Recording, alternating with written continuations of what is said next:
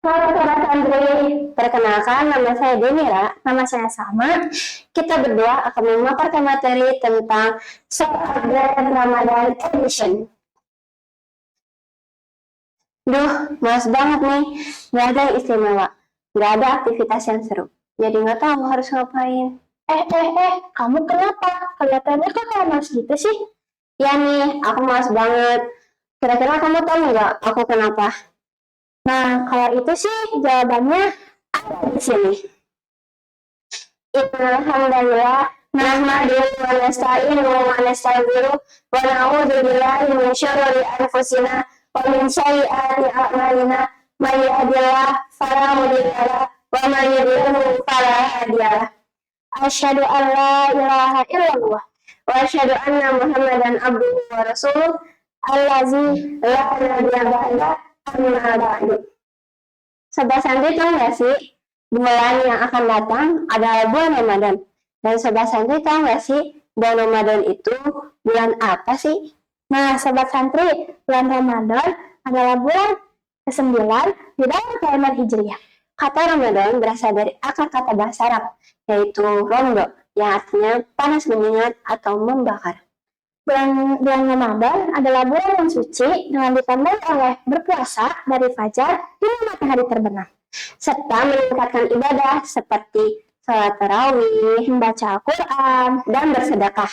Karena pahala ibadah di bulan Ramadan dilipat gandakan loh, serta pintu ampunan dibuka lebar-lebar. Oh iya, bulan Ramadan juga adalah bulan yang diturunkannya Al-Quran.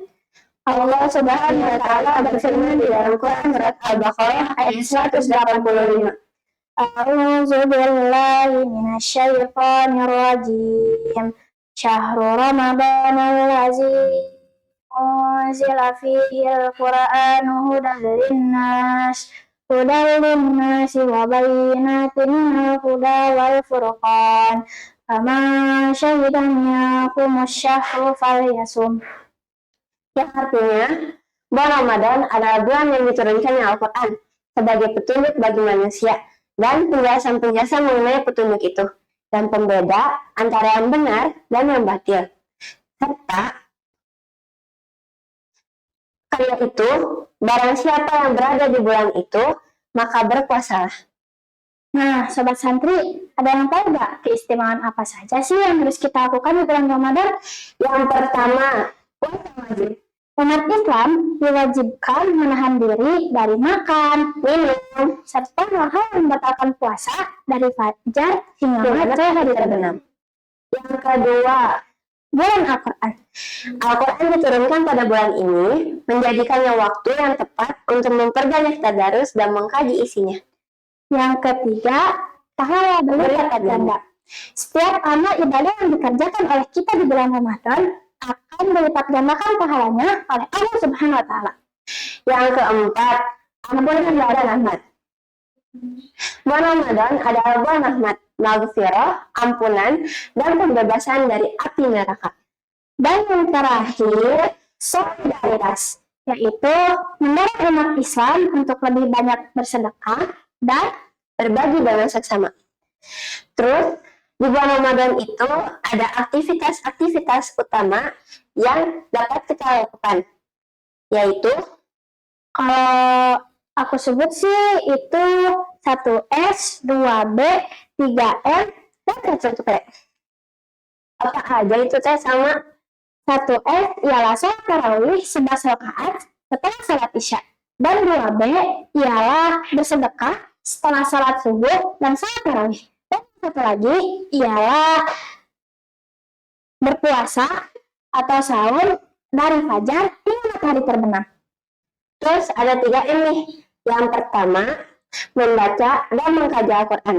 Yang kedua, menunaikan ibadah umroh jika mampu. Ternyata pahalanya setara dengan haji. Dan yang ketiga, membayar zakat fitrah sebelum H-1 setelah Idul Fitri. Dan yang terakhir, melindungi diri dari ghibah, marah, dan berkata kasar.